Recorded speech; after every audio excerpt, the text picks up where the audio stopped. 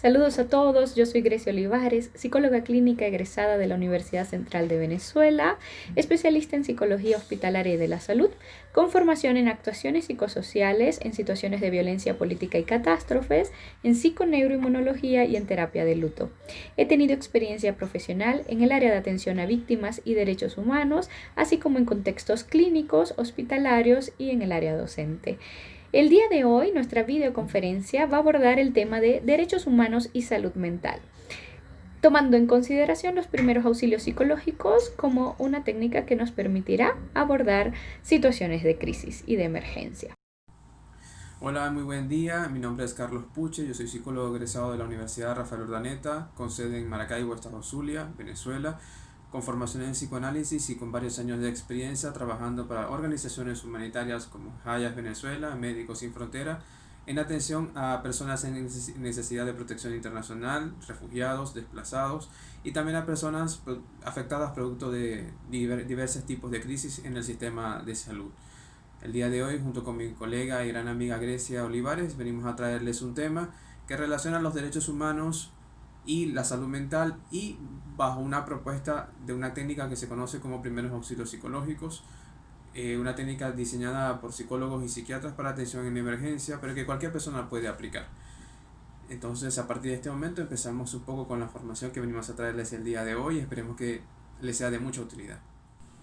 Antes de comenzar con el tema que nos convoca el día de hoy a través de esta videoconferencia para con ustedes, quisiéramos de parte mía y de Grecia darle un agradecimiento muy especial al Comité de Derechos Humanos presidido por Jordi Bastidas, de ACUEN, extensión Valera ULA, por estar pendientes de estos temas tan importantes alrededor de lo que son los derechos humanos, en este caso el derecho humano a la salud y a la salud mental específicamente. Un agradecimiento muy fuerte por contactarnos, por estar pendientes de nosotros, por considerarnos parte de las personas quienes hablamos de estos temas y quienes que tenemos algo que decir basado en nuestra formación y nuestra experiencia. Así que muchísimas gracias por sus consideraciones al respecto.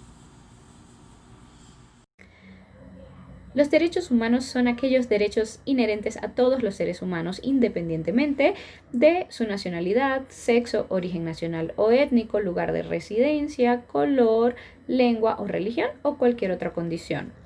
Todos tenemos exactamente los mismos derechos sin discriminación. Los derechos humanos están interrelacionados, son interdependientes y son indivisibles. Son derechos universales que están contemplados en las leyes y que son garantizados por ellas a través de los tratados del derecho internacional. Están allí justamente para promover y para garantizar que se velen por los derechos humanos, para tomar medidas en aquellas situaciones que se ameriten y justamente para generar como aquellos protocolos a través de los cuales podemos actuar, ¿ok? En pro de todas las libertades humanas en términos individuales o en términos grupales. Cuando estamos hablando sobre derechos humanos, es importante recordar que existen 5 características o 5 principios que se añaden a todos por igual, independientemente del cual estemos hablando. Esos cinco principios son, número uno, que los derechos humanos son universales, son interdependientes e indivisibles, son individuales y son sociales a la vez, son progresivos e irreversibles y también son irrenunciables. Estas 5 características se aplican para todos los derechos humanos por igual. Y es importante tomarlos en cuenta porque cada una de sus características describe cómo debe asimilarse el acceso a cualquier derecho fundamental del ser humano. Adicional a los principios que acabamos de revisar, que son propios y aplicables de forma general para todos los derechos humanos, el derecho humano a la salud tiene 5 características o principios adicionales que son importantes que los revisemos y los tengamos en cuenta. Esto sirve también en las veces de saber perfectamente cómo podemos aplicarlos y llevarlos a cabo de manera efectiva. Los 5 principios son igualdad, accesibilidad, gratuidad, equidad y participación. Estos principios deben ser garantizados por el Estado, quien, debido a todas las firmas internacionales de tratados para garantizar estos derechos, es el responsable de aplicarlos. Tienen que ser derechos que sirvan en acceso para todas las personas independientemente de su raza, sexo, religión o condición social.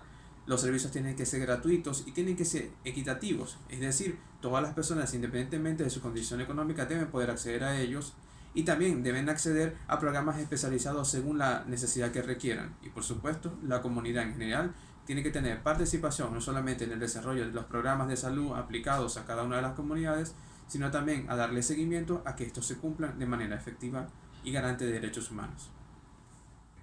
Para la Organización Mundial de la Salud, mejor conocida como OMS, la salud implica un estado completo de bienestar físico, mental y social, y no solamente la ausencia de afecciones o enfermedades. En este sentido, la salud mental implica una gama de actividades relacionadas directa o indirectamente con la promoción del bienestar, con la prevención de trastornos mentales o con el tratamiento y rehabilitación de aquellas personas o grupos que ya padecen estos trastornos. Hace un año me encuentro en Bogotá, Colombia, y desde acá hemos podido ver cómo el psicólogo ejerce un rol fundamental dentro de los equipos de atención y de salud, ¿ok? O sea que hay un acceso frecuente a la salud mental, por ejemplo. Estos psicólogos se encuentran ubicados en las EPS, IPS, que son los centros de atención de salud, ¿ok? Tú puedes solicitar tu cita vía telefónica, presencial o de manera virtual, y de esa manera pues puedes hacer un enlace y un contacto recibiendo el servicio.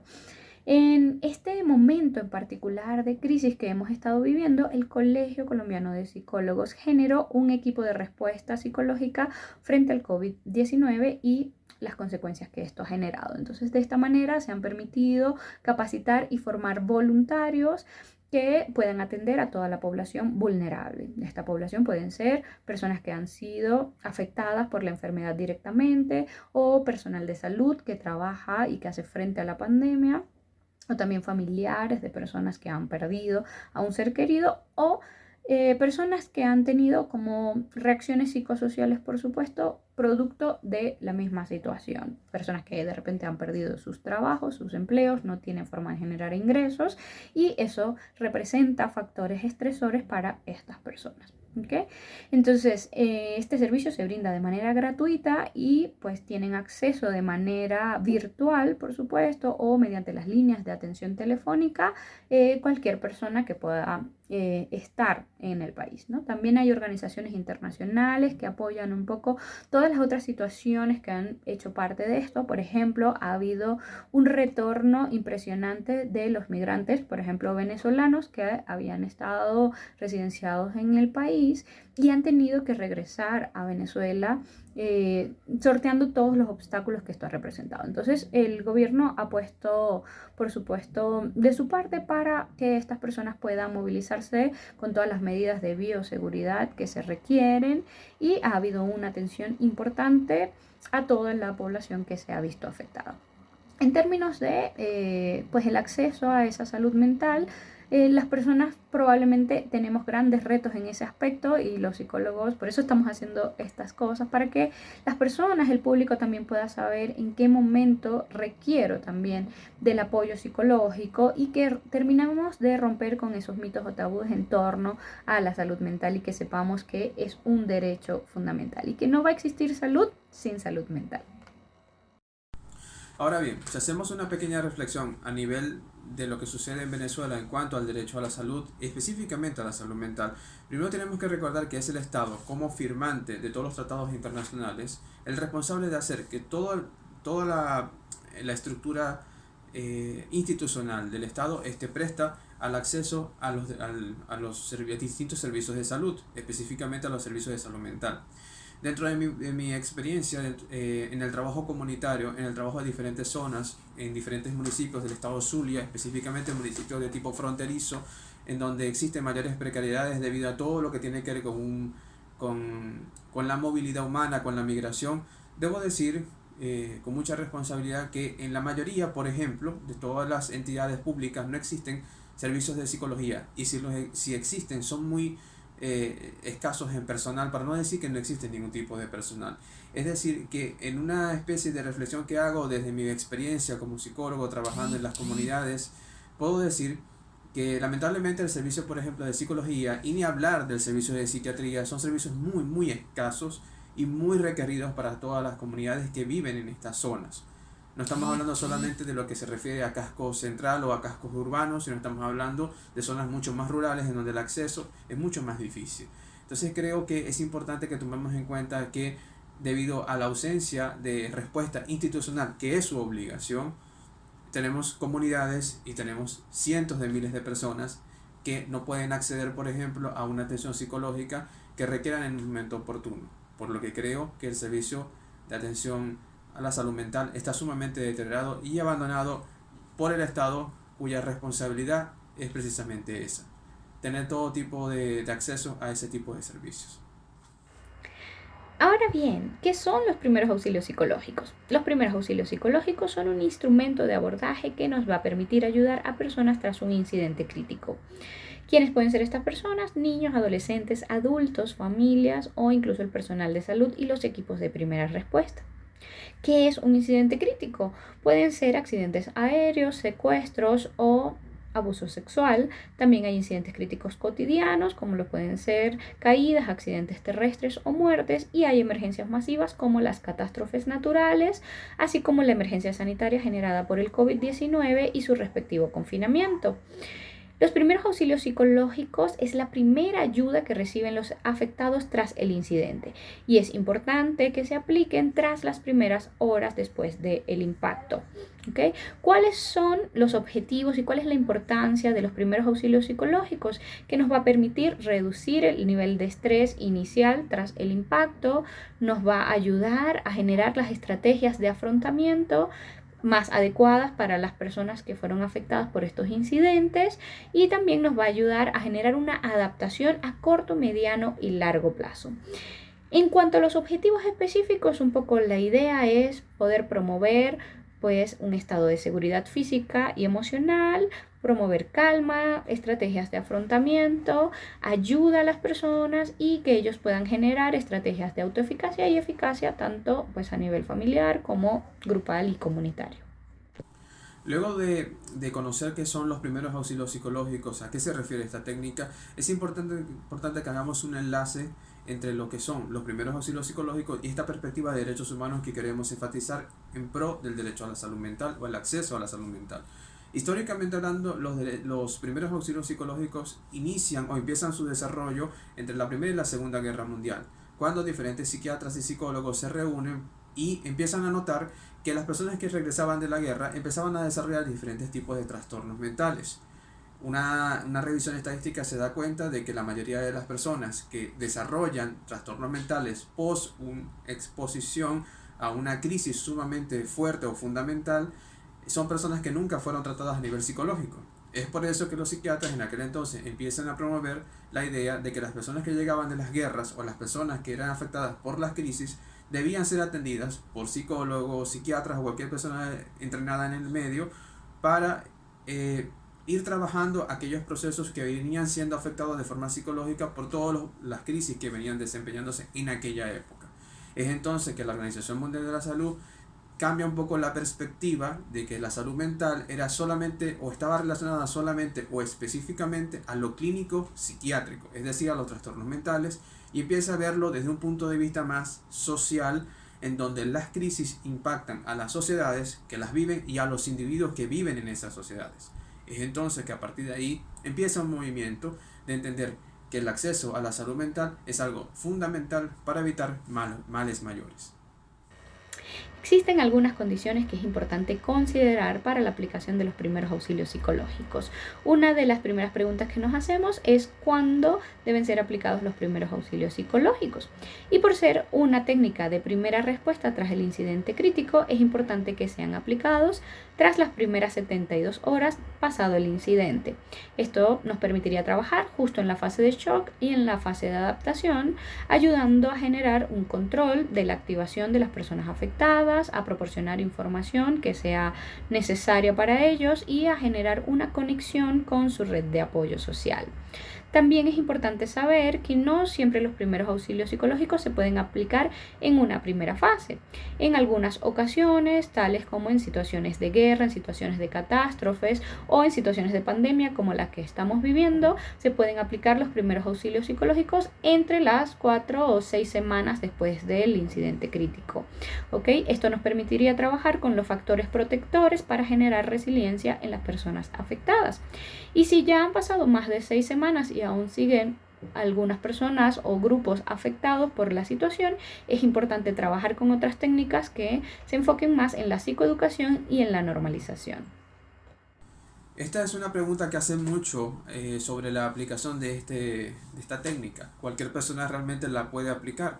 Aunque existen diferentes opiniones y diferentes líneas teóricas que dicen o acusan de que esta técnica generalmente debe ser aplicada por psicólogos y psiquiatras por todo lo que involucra atender a una persona que está padeciendo una crisis. Lo cierto es que universidades o países, por ejemplo como España, quienes han tenido un gran auge y un gran desarrollo a nivel teórico y práctico sobre la aplicación de esta técnica, certifican por medio de estudios estadísticos que aquel personal que no son psicólogos o no son psiquiatras, que han aplicado esta técnica luego de un entrenamiento, son sumamente eficaces, tanto o más como cualquier personal que tenga que ver con psicología o con psiquiatría. Lo que da a responder que cualquier persona que tenga un mínimo de formación y de cuidado sobre esto puede efectivamente aplicarlo sin ningún tipo de problema. Recordando que esto solo es una atención de emergencia puntual. No es para dar una atención psicológica ni para dar psicoterapia, sino solamente es un elemento de atención primaria. Una segunda condición que hay que considerar para la aplicación de los primeros auxilios psicológicos es dónde serán aplicados estos. Es importante que sea en algún lugar cómodo, confortable para la persona, un poco alejado del escenario, de la vista y de los sonidos del escenario de la emergencia, pero no tanto como para poder estar cercano a los familiares o las personas de apoyo. Es importante que si vamos a comunicar malas noticias, este espacio sea un entorno amigable, agradable para la persona y que se sienta cómoda en ese aspecto. Es importante que sea un lugar seguro, que esté un poco aislado de los medios de comunicación, que tenga privacidad para poder conversar y contener a la persona en este proceso. Los lugares más comunes de la aplicación son albergues donde se encuentran concentradas las personas, centros de servicios asistenciales, centro de recepción para familiares de los afectados, centros asistenciales, hospitales, pueden ser puntos de primeros auxilios de emergencia o pueden ser líneas de atención telefónica para apoyar, que es lo que más se ha usado en estos tiempos de pandemia. Existen unas fases de aplicación de los primeros auxilios psicológicos. La primera de ellas tiene que ver con hacer ese contacto inicial y presentarnos delante de la persona afectada o del grupo de afectados. La segunda, tenemos que proporcionar alivio y protección a estas personas. Con la tercera, la idea sería generar un ambiente que permita realizar una contención emocional. Y en esa primera fase, cuando hacemos el contacto inicial, es importante hacerlo de forma respetuosa, no intrusiva, respetando el espacio vital de la persona. Para eso es importante que digamos nuestro nombre, nuestro rol y a qué organización pertenecemos, de qué manera podemos ayudarlo, qué hacemos allí para ayudarlos y le explicamos algunas características de lo que vendría siendo el setting o el encuadre terapéutico en ese momento, que, bueno, implica un poco hablar de la confidencialidad, de ese lugar privado, de hablar respecto a sus necesidades y un poco explicarles cómo vamos a proceder en nuestro trabajo. En la fase de alivio y protección es importante estar atento a las necesidades vitales básicas de las personas. Para eso es importante decirles, preguntarles si necesitan algo, ejemplo agua o un baño, y poderles explicar u orientar respecto a dónde se encuentran estos espacios o dónde pueden conseguir estas cosas para saciar sus propias necesidades. Es importante también hacer mucho énfasis en reagrupar a las personas junto a sus familiares en la medida que sea posible, por supuesto, y también poder hacer énfasis en aquellas personas que hayan perdido algún familiar. La tercera fase tendría que ver con generar justamente ese espacio de contención emocional para aquellas personas que en el momento se encuentran con mucha activación emocional o con mucho desborde también de las emociones en ese momento. Tiene que ver con recabar esa información, un poco estar atentos a cuáles son las preocupaciones inmediatas en ese instante de la persona y ayudarlas a organizar o ayudarles a proponer ciertas ideas para chequear quién más se puede hacer cargo, de qué manera puede delegar, a quién podemos llamar, ¿ok? Y también es importante chequear cuáles son sus necesidades y cuáles eran los acontecimientos estresores previos que estaban pasando antes de que el suceso aconteciera. Siguiendo un poco con lo que Grecia venía comentando, existen otras tres consideraciones que es importante tomarlas en cuenta para la aplicación de los primeros auxilios psicológicos. Estas tres aplicaciones son, la primera de ellas, resguardo. Y hay que hacernos una pregunta con esta. ¿Estamos realmente seguros y la persona está segura en el lugar donde la estamos atendiendo? Y con seguridad me refiero a seguridad física.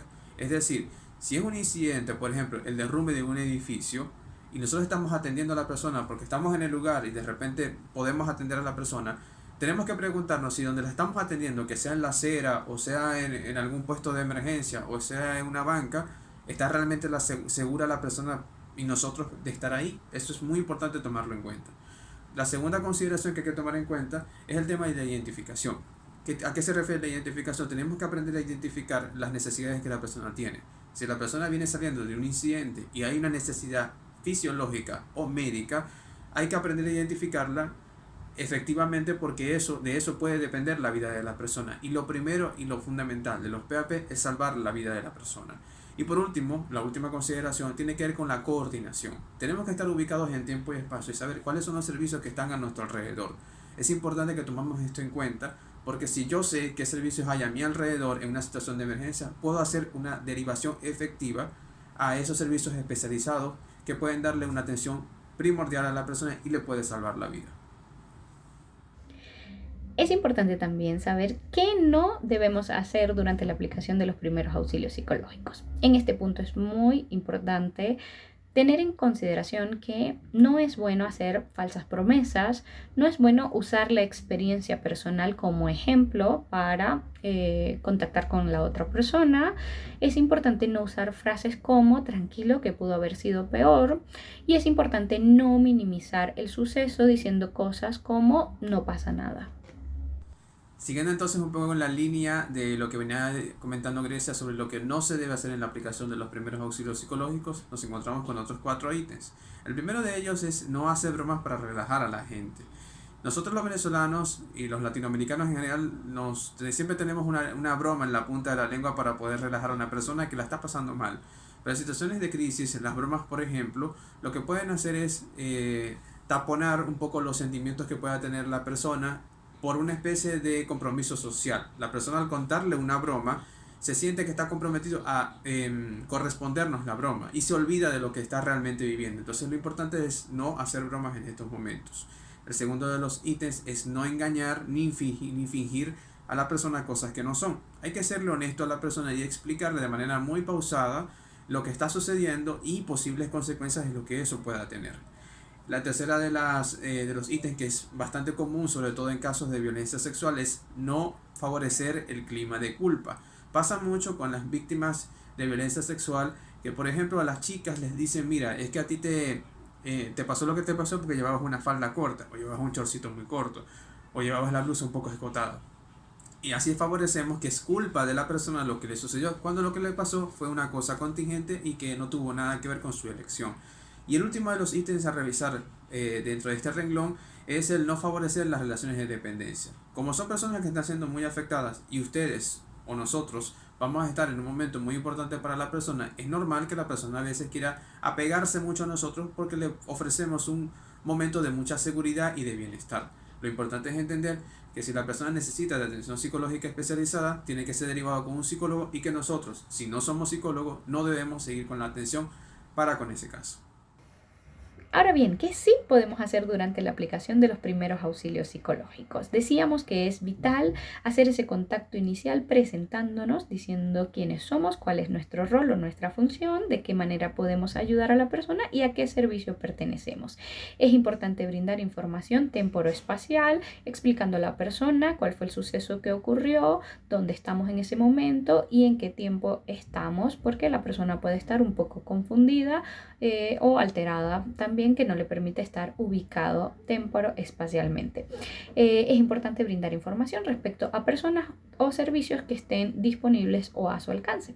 Para ello también es importante que estemos concentrados en lo que la persona nos está diciendo y cuáles son sus preocupaciones, sus necesidades, y asimismo de qué manera estamos nosotros respondiendo, qué decimos y qué hacemos, con mucho cuidado. Es importante resguardar en términos de seguridad la vida de las personas afectadas, así como la vida de las personas que están trabajando para este tema, y también es importante facilitar la adaptación de las personas en distintos términos, tomando en cuenta, por ejemplo, no sé, clases sociales, tomando en cuenta el idioma o alguna otra situación que le permita también adaptarse a la situación ocurrida y a los acontecimientos que van a suceder luego. Siguiendo en la línea de lo que Grecia estaba explicando hace un momento, y luego de haber hablado de aquellas cosas que no se deben hacer en la aplicación de los primeros auxilios psicológicos, es importante que tomemos en cuenta 4 ítems adicionales de lo que sí podemos hacer y lo que sí debemos hacer en la aplicación. El primero de ellos tiene que ver con la asistencia práctica. ¿A qué se refiere esto? Sencillamente a cumplir o a favorecer ciertos elementos básicos que necesite la persona. Si la persona, por ejemplo, requiere de un vaso de agua, o de hacer una llamada telefónica, contactar a alguien, enviar un mensaje, o atender algo puntual, por ejemplo, atender a uno de sus chicos que está con él, que es muy pequeño, proporcionarle los medios y las herramientas para poder hacer este tipo de cosas. Es importante. La segunda de los ítems es el tema de la red social de apoyo. Si hay una persona conocida, familiar o amigo que esté cerca, importante llamarlo, ubicarlo y hacer que se quede con la persona en conjunto con ustedes. Si hay que dar una mala noticia en ese momento, es importante, si existe la posibilidad, que se dé en conjunto con la red social de apoyo, con los vínculos cercanos que tenga la persona. El tercer ítem tiene que ver con las pautas de afrontamiento. Es importante que seamos honestos con la persona y le expliquemos que lo que acaba de vivir es algo muy difícil. Sea una catástrofe natural o un incidente crítico o el fallecimiento de alguien, es un evento que marcará un antes y un después para la persona. Y hay que serle honesto, decirle, mira, lo que acaba de pasar es un momento muy difícil para ti. Es posible que en los próximos días no vayas a dormir de la misma manera, no vayas a comer de la misma manera, no tengas el mismo deseo para poder hacer las cosas cotidianas que siempre has solido hacer, y que esto es normal. Si de repente tú sientes que esto se ha salido de control y que no puedes hacer nada para mejorar, se te recomendará entonces ir a un especialista en el área para poder trabajar algunas cosas. Es decir, serle honesto que lo que acaba de pasar va a tener efectos muy importantes en su vida y que es normal que pase. ¿Okay? Y por último está la derivación a otros servicios, que como su palabra lo dice, consiste simplemente hacer que la persona acceda efectivamente a servicios que necesite en ese momento. Estamos en pleno año 2020, mes de julio, en donde existe actualmente una pandemia que afecta a todas las personas y a todas las sociedades. Técnicamente nos ha cambiado mucho la vida a partir del momento en que la Organización Mundial de la Salud decreta al COVID-19 como una pandemia, ¿no? Y esto genera un sinfín de cosas y de preguntas en las personas. Seguramente todos los que me están escuchando, incluyéndonos a mí y a Grecia como profesionales, de alguna manera nos ha afectado a todo este elemento de crisis en donde nuestra vida de alguna forma ha cambiado mucho. Y las circunstancias que están alrededor de nuestra vida han cambiado mucho también. Los efectos de las crisis, entendiéndolas como una circunstancia en donde no tenemos el control de lo que pasa a nuestro alrededor, en donde se nos dice que tenemos que mantenernos en casa, cuando nos hacemos muchas preguntas, por ejemplo, cómo hacemos para producir dinero, cómo hacemos para trabajar, cómo hacemos para seguir estudiando, cómo hacemos para seguir con una vida cotidiana, tienen efectos bastante fuertes a nivel social, en donde se ve cambiada completamente nuestra rutina, donde se ven cambiadas completamente nuestros códigos sociales. Ya no nos podemos dar un abrazo, ya no podemos dar un apretón de manos.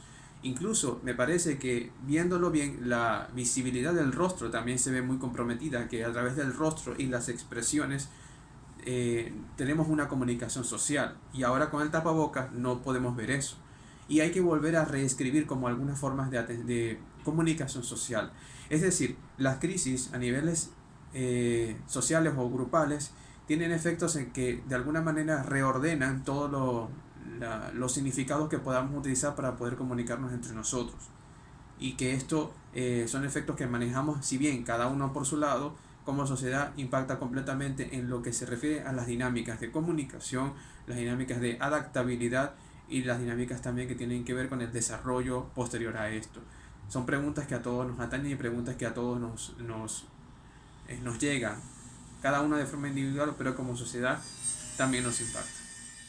De la experiencia propia a la experiencia del otro. ¿De qué manera podemos ayudar a las otras personas? Cuando nos hacemos esta pregunta, lo primero que tenemos que hacer es conectarnos con la posibilidad de ser solidarios, de ser sensibles ante el dolor del otro y estar allí para acompañar, escuchar, apoyar y brindarle un espacio de contención emocional a esta persona. ¿ok? En este sentido es importantísimo conectar a la persona con su capacidad de resiliencia, la capacidad de recuperarse de este acontecimiento vital importante, traumático, ¿ok? De manera que lo ayudemos a restablecer y que no nos queden secuelas de eso, más bien que quizás podamos en el momento pertinente tener y recabar cuál es el aprendizaje que la experiencia nos dejó. Que en un primer momento, por supuesto, no es tan sencillo y tan fácil hacerlo, por lo tanto, tenemos que normalizar cuáles son los comportamientos esperados de acuerdo a cada fase que estemos atravesando.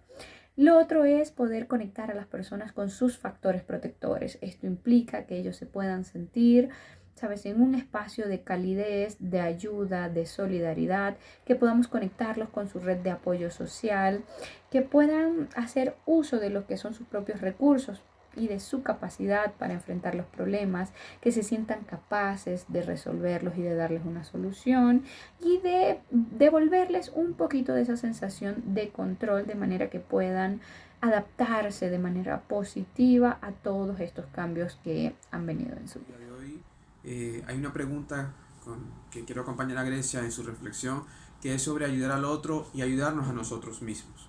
Preguntarnos si nosotros somos capaces realmente de ayudar a una persona en una situación de crisis, preguntarnos hasta qué punto podemos ayudar a esta persona y en qué momento nosotros somos los que vamos a necesitar ayuda, ¿no? Yo creo que ese es el punto central, acompañando la reflexión que hace Grecia sobre las limitaciones, nuestras fortalezas, pero al mismo tiempo las veces que podamos tener debilidades y que tengamos que dar un stop, un tiempo fuera, para poder de alguna manera entender que a veces no podemos ayudar al otro del todo o con lo que podamos o con todas nuestras intenciones, porque como seres humanos también nos cansamos, también tenemos problemas, también nos vemos afectados y nos vemos alcanzados por las crisis. Y eso nos incluye a todos, no solamente a las personas que no son psicólogos, los psicólogos también nos afecta todo el tema de crisis, nos afecta a nivel profesional y a nivel personal sobre todo. Creo que una de las cosas en las que tenemos que aprender un poco a reflexionar es que si bien nosotros tenemos habilidades, cada uno de ustedes tiene habilidades para poder ayudar a una persona y seguramente ya lo han hecho en oportunidades anteriores con algún familiar, con algún amigo que está pasando por una crisis, porque la crisis no solamente es un incidente vial o es una catástrofe natural, las crisis son hasta personales, rupturas de pareja, por ejemplo. Seguramente cada uno de ustedes ha ayudado a una persona sin darse cuenta que le ha dado un primer auxilio en un momento oportuno y que ha podido salvarle la vida de alguna forma o ha podido ayudarle a mermar las emociones que puede estar sintiendo. Pero creo que parte de la reflexión va guiada hacia entender que somos seres que tenemos limitaciones y que si bien podemos ayudar, tenemos que estar muy pendientes cuando nosotros seamos los que necesitamos apoyo y buscarla. No tener miedo ni tener ningún tipo de inquietud a buscar ayuda y decir, mira, hasta aquí llegué yo, no puedo más, necesito que alguien me escuche, que es importante. Ese es parte del elemento de autocuidado que pudiésemos trabajar mucho más a fondo en unas sesiones más profundas, pero que las que creo que son sumamente importantes. Trabajar en cómo nos sentimos nosotros y cómo debemos aprender a cuidarnos y a estar pendientes de lo que podamos llegar a sentir, siendo honestos con nosotros mismos primero que nada para poder trabajar bien para los demás. Muchísimas gracias a todos por su maravillosa participación, por estar interesados en este tema. En la medida que estemos más capacitados para afrontar las crisis, por supuesto seremos personas y países mucho más resilientes, ¿ok? Gracias a todo el personal de Acuen Valera que pertenecen a la Universidad de los Andes por esta alianza que pudimos hacer increíble. Gracias a mi colega y compañero Carlos Puche por esta iniciativa y ustedes estén atentos a las redes porque próximamente estaremos informando respecto a futuros eventos y formaciones en el área. Muchas gracias.